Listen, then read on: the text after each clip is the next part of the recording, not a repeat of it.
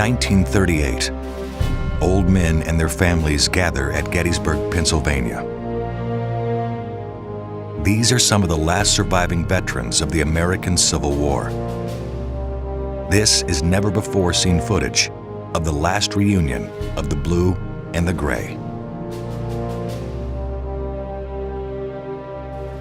75 years earlier, these men had inflicted unimaginable suffering on one another. But it was the suffering also that brought them together. 75 years earlier, none of them could have foreseen this. Old bitterness became myth. Deeds became legend.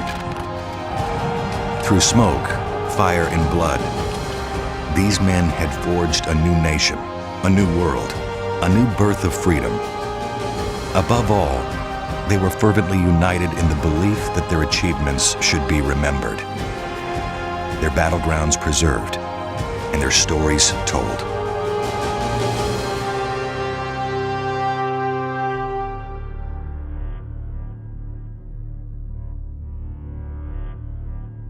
In the middle of the 19th century, Americans North and South look at each other and don't like what they see. Perceptions form. Northerners are greedy and arrogant. Southerners are cruel and lazy. Long-standing arguments about slavery's expansion or abolition flare throughout the 1830s and 40s. Only grudging compromise holds the Union together. By the 1850s, compromise is failing. The fugitive slave crisis brings Southern slaveholders into Northern neighborhoods, while Uncle Tom's Cabin galvanizes many with its portrayal of slavery's cruelties. Legislation intended to make slavery a state-by-state issue leads only to sectarian bloodshed. John Brown's attempt to lead a slave uprising convinces Southerners that their very lives are in danger. Slave states begin to militarize. Two men born in the same state, scarcely 120 miles apart, see it all unfold.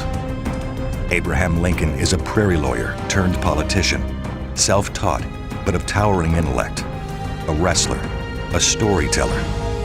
He is deeply opposed to slavery, but recognizes that the nation's feelings are not yet in line with his own. Jefferson Davis is a reclusive plantation millionaire living in Mississippi, a Mexican war hero, former Secretary of War, now an influential U.S. Senator.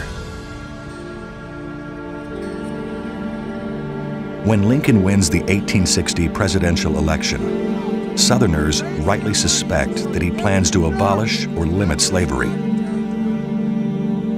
One by one, slave states secede from the Union. Together, they form the Confederate States of America and appoint Jefferson Davis as president.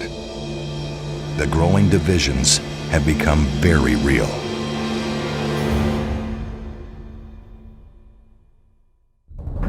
By March 1861, the seceded states are seizing federal property and armories within their borders. But the Union soldiers in Fort Sumter refuse to leave. In April, South Carolinians bombard the fort. Federal forces return fire. 34 hours later, the Federals surrender.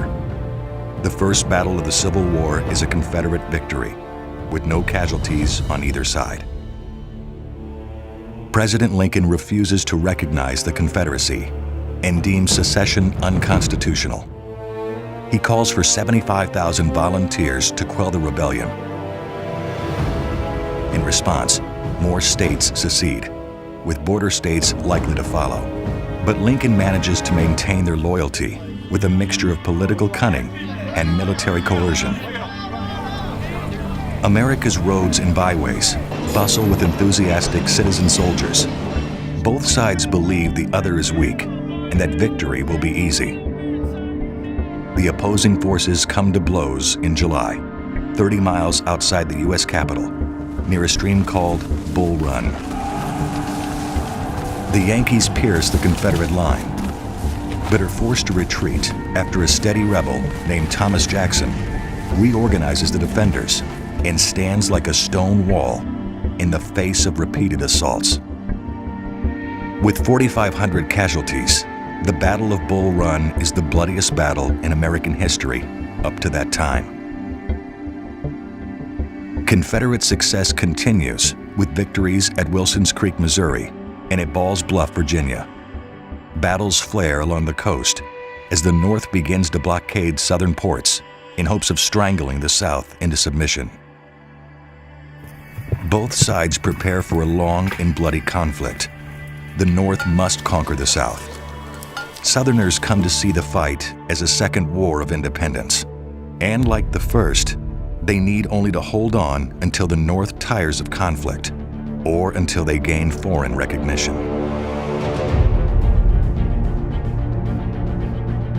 1862 opens with Union victories in the West: Mill Springs, Fort Henry, Fort Donelson, Pea Ridge, the fall of Nashville. Up-and-coming General Ulysses S. Grant tells the Confederates at Fort Donelson that no terms except an unconditional and immediate surrender can be accepted. U.S. Grant will be known as Unconditional Surrender Grant for the rest of his life. Grant moves further south, but is attacked by General Albert Sidney Johnston at Shiloh. The Confederates win the first day, but Johnston is mortally wounded, and the advance stalls as the Federals reorganize along the banks of the Tennessee River. Grant launches an assault of equal ferocity the next day and drives the Confederates from the field. 23,700 men fall in 2 days of action. Union success continues in the Western Territories as Confederate dreams of capturing Southern California are dashed. Union General George McClellan is very slow to move his giant army into Virginia. While McClellan lingers, Stonewall Jackson begins a masterful campaign in the Shenandoah Valley, stirring panic in the North. The world's first battle between ironclad warships, the USS Monitor and CSS Virginia, is fought to a stalemate in Hampton Roads.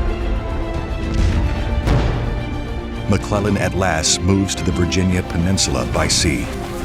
He is slowed by a siege at Yorktown and in battle at Williamsburg and Seven Pines. Although he gets within sight of the Confederate capital at Richmond, he will go no further. With McClellan at the gates, General Robert E. Lee takes command of the defenders around Richmond. Lee is a daring leader and seizes the initiative. Joined by Stonewall Jackson, he attacks McClellan for 7 days, each time driving his opponent further from Richmond. Lee moves northward, hoping to defeat Union forces near Washington before McClellan can help. Jackson wins a battle at Cedar Mountain before rejoining his army for a second victory at Bull Run. Lee is supremely confident. To further demoralize the North, Lee invades Northern Territory, but a copy of his marching orders is found by Union soldiers. McClellan's army moves to destroy Lee's divided forces. The Confederates put up a desperate fight at South Mountain, buying just enough time to reunite near Sharpsburg. McClellan attacks before dawn on September 17th. The fight rages all day and leaves no clear victor. Lee suffers heavy losses, but escapes with his army intact. McClellan will be replaced by General Ambrose Burnside. 23,000 American casualties, more than D-Day, Pearl Harbor, or 9/11. Antietam remains America's bloodiest day. The North declares a victory, and President Lincoln forecasts the Emancipation Proclamation. On January 1st, 1863, all slaves in areas under rebellion will be free. France and England had contemplated recognizing the Confederacy, even supplying aid. But both nations have long abolished slavery, and with this proclamation, their support for the South evaporates. Meanwhile, Confederate efforts to regain lost ground in the West are repulsed at Perryville and Corinth. Seeking to overwhelm the Confederacy, Lincoln orders a coordinated offensive, striking targets across the South. But the Union meets with defeat at Chickasaw Bayou and disaster at Fredericksburg. Only a narrow victory by General William Rosecrans at Stones River preserves Northern morale. Lincoln breathes a momentary sigh of relief, but the worst was yet to come.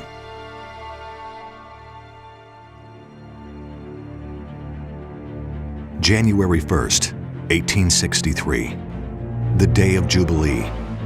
The Emancipation Proclamation goes into effect. Black men are now allowed to enlist in the Union Army. Black recruits fill the ranks, knowing that military victories will be the only assurance of freedom. Lincoln turns his sights to Vicksburg, the last major Confederate stronghold on the Mississippi River. Vicksburg is the key, declares Lincoln. The war can never be brought to a close until that key is in our pocket. By river, land, and canal, General Grant works from January to April with little progress. Union forces in the East are in disarray. After the bloodbath at Fredericksburg, Lincoln dismisses General Burnside and promotes General Joe Hooker, a hard fighter who pledges no mercy for Robert E. Lee. Hooker crosses the Rappahannock River to outflank Lee near Chancellorsville. Lee strikes back with great fury. Stunned by Lee's aggression, Hooker retreats back across the river after 5 days of savage fighting. In the heat of battle, Stonewall Jackson is mortally wounded by his own men. It is Lee's greatest victory, but he is left in mourning by the death of his most trusted lieutenant. With 30,000 casualties, Chancellorsville is the bloodiest of all American battles up to that time. At the same time, Grant strikes towards Vicksburg. Over the course of 17 days, he wins 5 battles across Mississippi and forces the Confederates to retreat into the river fortress. After failed attacks, Grant lays siege, cutting off their supplies. In June, General Lee invades Pennsylvania. President Lincoln unceremoniously dismisses Hooker and places General George Gordon Meade in command of the Army of the Potomac. On July 1st, 1863, a battle begins between Lee and Meade at Gettysburg. Soldiers pour in for the next 2 days as fighting intensifies. Confederates win on the first day, but Meade's men hold their ground on the second. On the third, Lee launches a grand attack known as Pickett's Charge. That attack fails. Gettysburg is the bloodiest of all American battles. The Union victory sends Lee and his army back to Virginia, weakened but intact. Just as Lee retreats, the Confederates at Vicksburg succumb to 47 days of siege.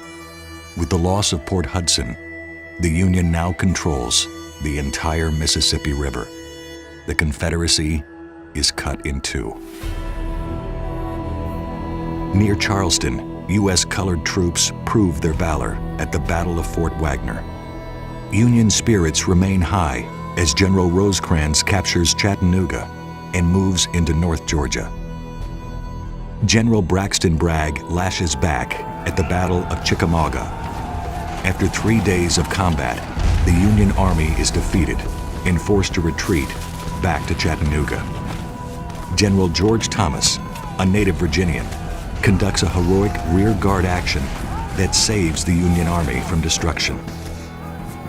34,000 fall, the second bloodiest battle of the Civil War. Bragg holds Rosecrans at Chattanooga and awaits his surrender, while President Lincoln visits Gettysburg and delivers the Gettysburg Address, telling the gathered mourners to hear highly resolve that these dead shall not have died in vain. that this nation shall have a new birth of freedom, and that government of the people, by the people, for the people, shall not perish from the earth. Lincoln also sends Grant to the beleaguered city of Chattanooga. Grant quickly opens up a cracker line to feed his men. Then, in 3 consecutive days in late November, launches attacks that send Bragg's men streaming from Chattanooga. Stalemate still reigns in the east. Lee and Meade each launch failed attacks at Bristow Station and Mine Run. The armies go into winter quarters. Despite several huge battles, the Virginia lines are virtually unchanged since last year. By the end of 1863, the Confederacy has suffered severe losses in men and territory, but Northerners are tiring of war and bloodshed. Lincoln will be up for re-election in 1864. If the Confederates can hold out and continue to sap Northern morale, there is a chance that Lincoln will lose to a candidate who will seek a negotiated peace. The grim war continues. Abraham Lincoln promotes Grant to General-in-Chief of all Union armies. With more than 1 million soldiers under his command, Grant plans a massive offensive to bring the Confederacy to its knees. Grant's armies move simultaneously on 5 fronts, hoping that the South cannot parry all his thrusts. Attacks on the Red River, in the Shenandoah Valley, and south of Richmond are all blunted by smaller Southern forces. In early May, Grant's largest armies launch colossal campaigns aimed at Richmond and Atlanta. Grant stays east and finds Lee's army the toughest opponent he has faced. Lee draws Grant into battle in the wilderness, where Grant's greater firepower is rendered meaningless in the tangled thickets. Lee's veterans attack and defend with ferocity, as 2 days of fighting produce some 30,000 casualties, with no real result. On the first day of fighting, Grant smokes 20 cigars, whittles a pair of gloves to shreds, and weeps in the evening. The battle is a stalemate, but Grant doggedly continues on towards Richmond. Union soldiers cheer and gain great confidence in their general. But General Lee moves faster and beats Union forces to the crossroads at Spotsylvania, where the armies engage for 2 full weeks. The battle climaxes at the Mule Shoe, where Yankees and rebels fight on either side of the same earthwork for 18 hours. The Union men fall back. Another 30,000 men are killed, wounded, or captured. Grant keeps moving south, crashing across the North Anna River and swinging down to Cold Harbor. Eager to smash Lee's army, he launches a huge frontal assault that is decimated by Lee's fortified veterans. A bloodbath even more lopsided than the Battle of Fredericksburg 18 months earlier. The Northern public is stunned. In the West, Sherman moves upon Johnston's army, and in ferocious fighting at Rocky Face Ridge and Resaca, continues toward Atlanta. Johnston blunts Sherman's attacks at New Hope Church and at Kennesaw Mountain, but the larger Union armies continue to outflank the Confederates. Meanwhile, Grant crosses the James River and moves on Petersburg, through which the railroad lines into Richmond and all of the capital's supplies pass. Without Petersburg, Richmond must fall. Union soldiers reach Petersburg and heavily outnumber Confederate defenders under General Beauregard. But Southern tenacity and Union timidity allow time for Lee to reach Petersburg with his army. Grant begins to cut off Petersburg's rail lines and besieges the city. Jefferson Davis places John Bell Hood in command at Atlanta. Hood launches a counteroffensive in July, but in desperate fighting at Peachtree Creek and east of Atlanta, fails to drive Sherman away from the city. Lee detaches General Jubal Early to invade the North and regain the strategic initiative. Early reaches the Union capital's doorstep, not long before Grant suffers a bloody setback at the Battle of the Crater at Petersburg. With Richmond and Atlanta still standing, and Confederate raids raising alarms across the North, Lincoln expects to be voted out of office. At this pivotal time, the North scores military victories that ensure Lincoln's re-election. Union soldiers and sailors capture Mobile Bay, followed by Sherman's capture of Atlanta. Confederates also lose key positions south of Richmond, while Early's rebels are pushed away from Washington and dealt crushing defeats at 3rd Winchester and Cedar Creek. Although Petersburg and Richmond remain defiant, the Northern public expresses their confidence in the war effort and re-elects Lincoln in a landslide. With Atlanta secure, Sherman begins his march to the sea, burning and pillaging his way across Georgia. General Hood strikes off for Nashville, hoping to draw Sherman into a pursuit. Sherman continues his march, trusting General Thomas, the Rock of Chickamauga, to deal with Hood. Thomas comes through and all but destroys the ragged Confederate army at the battles of Franklin and Nashville in November and December. Sherman captures the seaport of Savannah, Georgia in late December, bringing his march to a close. At year's end, the Confederacy has little hope of a negotiated peace. Union soldiers are able to march at will through the Deep South. The blockade is almost complete. Although Virginia still stands, the end is in sight. Keep your heads down, keep your heads down. Crossing our front, reload!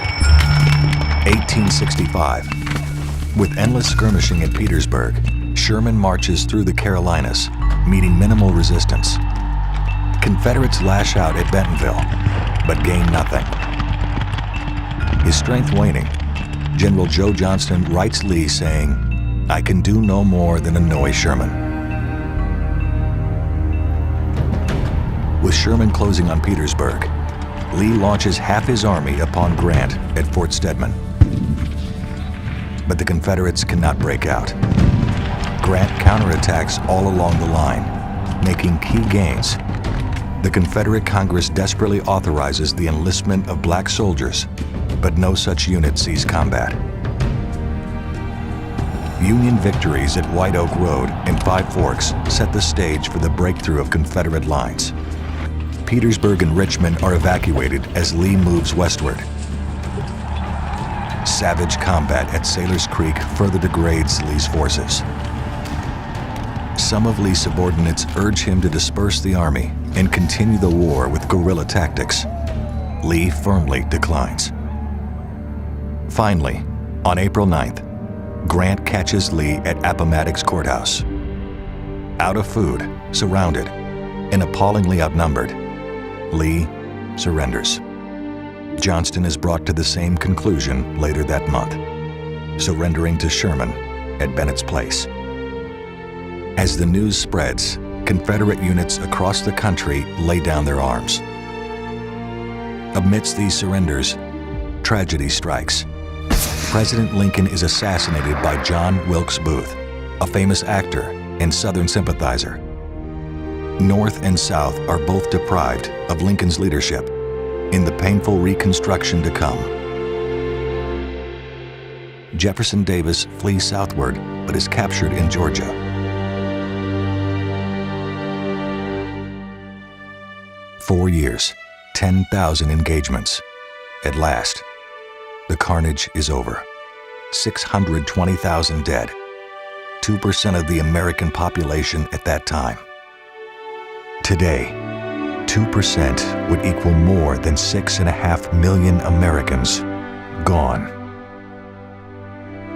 In the wake of victory, 200,000 Union soldiers marched down Pennsylvania Avenue in the Grand Review. Grant and Lee both urge a peaceful return to civilian life. As Confederate states re-enter the Union, the nation ratifies the 13th, 14th, and 15th Amendments, abolishing slavery and granting citizenship and voting rights to African Americans.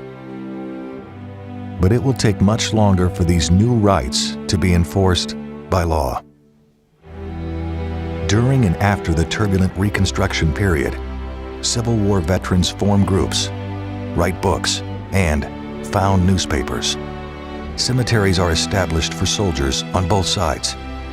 Battlefield land is preserved, and veterans erect monuments on these battlefields to memorialize their deeds.